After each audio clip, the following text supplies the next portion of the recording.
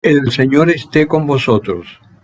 Del Santo Evangelio de nuestro Señor Jesucristo, según San Lucas. En aquel tiempo decía Jesús a los judíos en la sinagoga: en verdad os digo que ningún profeta es bien recibido en su patria.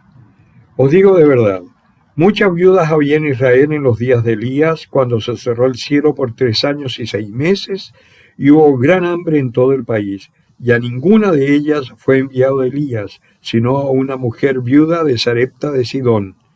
Y muchos leprosos había en Israel en tiempos del profeta Eliseo, y ninguno de ellos fue purificado sino Naamán el sirio. Oyendo estas cosas, muchos de los de la sinagoga se llenaron de ira, y levantándose lo arrojaron fuera de la ciudad, y le llevaron a una altura escarpada del monte donde estaba edificada la ciudad para despeñarle. Pero él, pasando por en medio de ellos, se marchó. Palabra del Señor. Bien, hermanos, acá tenemos entonces en esta lectura una palabra que nos invita seriamente a reflexionar respecto de la voluntad de Dios. Nosotros como cristianos hemos recibido una tradición muy pesada en cuanto a que tenemos que hacer muchos esfuerzos para ponernos en la buena con Dios. Y acá tenemos una muestra de la gratuidad del amor de Dios. En la primera lectura nosotros veíamos que el profeta Naamán va a Israel para que le curen de la lepra, y cuando llega donde el profeta se encoleriza porque el profeta lo manda a hacer algo tan simple como meterse 7 veces en el agua del Jordán y quedaba sano. Y él se imaginaba que le iban a hacer una imposición de manos, le iban a tocar, iban a hacer algún sortilegio, en fin, alguna cosa complicada. Y se encoleriza y que siente como que le están tomando el pelo, porque le piden una cosa tan simple. Un poco eso mismo nos pasa a nosotros. Nos cuesta mucho creer que Dios primero nos ama siendo lo que somos, pecadores, con todas nuestras lepras.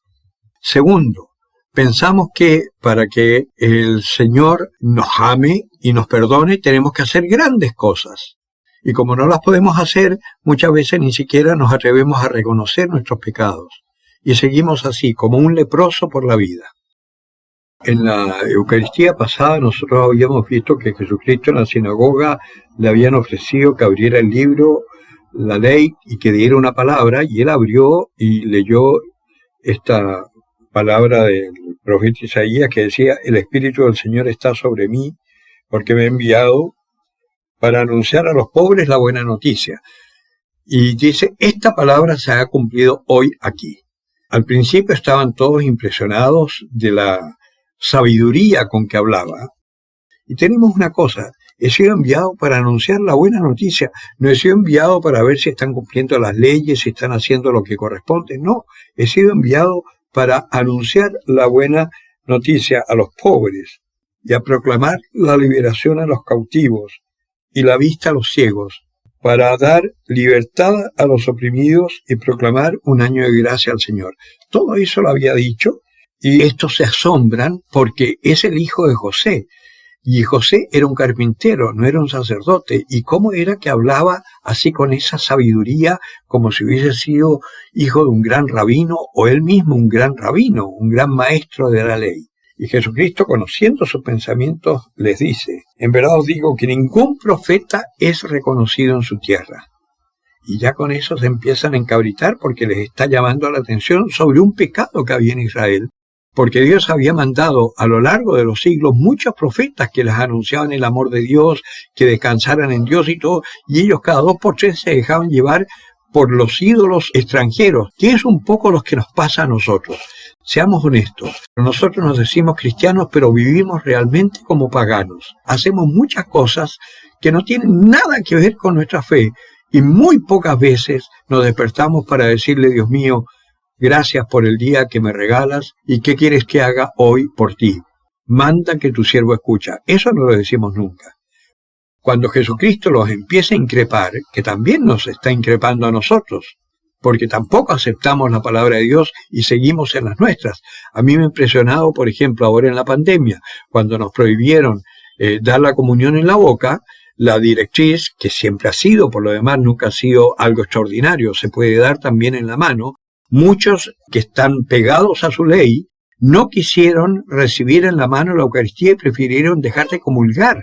Y no se dan cuenta que el Señor nos quiere liberar de la lepra. Por lo tanto, en este tiempo, ¿qué es lo que tenemos que hacer? Son cosas muy sencillas las que nos pide el Señor. Haz oración, haz ayuno, haz penitencia.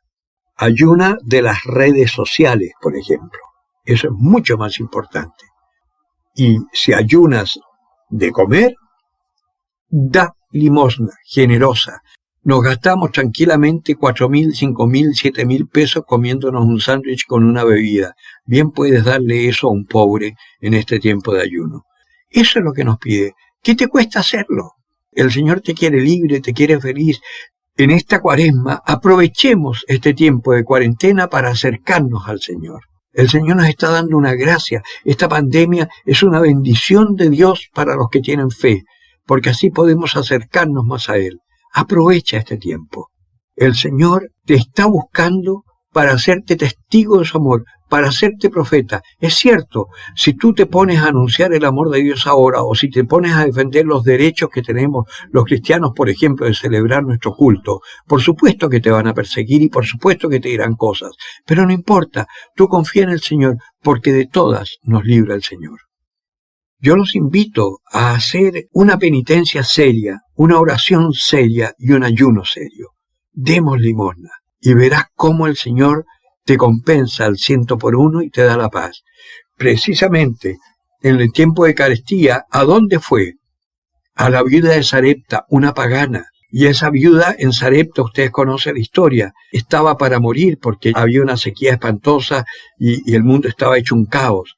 Y llega el profeta y la ve y le dice, dame de comer, y ella le dice, no tengo más que un poco de harina y un poco de aceite, voy a hacer un par de panes, le daré a mi hijo y después nos echaremos a morir. Y el profeta le dice, muy bien, pero antes dame de comer a mí. Y la viuda, en un acto de fe, en vez de decir, pucha, este sinvergüenza que se está aprovechando, lo hace. ¿Y qué pasó? Resulta que nunca más se le acabó el aceite ni la harina, pese a la carestía. Así es Dios, pese a la pandemia, te vas a sentir libre. Pese a la crisis económica, vas a tener para alimentar a tu familia. Confía en el Señor, entrégate a Él, aprovecha este tiempo y verás cómo Dios es fiel. El que tenga oídos para oír, que oiga.